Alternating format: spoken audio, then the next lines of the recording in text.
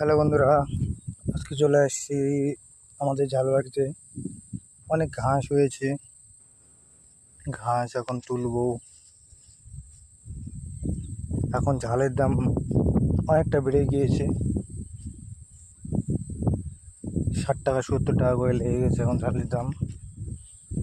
তো গাছগুলো এখন পরিষ্কার করতে হবে,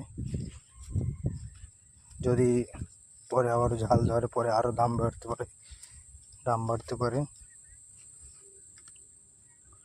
দেখতে পাচ্ছেন অনেক ঘাস হয়ে গিয়েছে, এই যে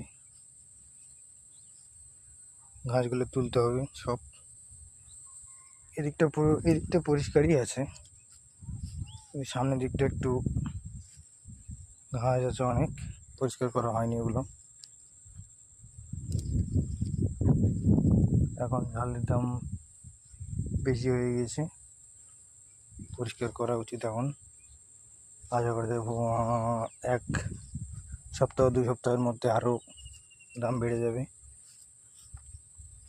তো ঠিক আছে বন্ধুরা, ভিডিওটা এখানেই, পরে ভিডিওতে আবার দেখা হবে।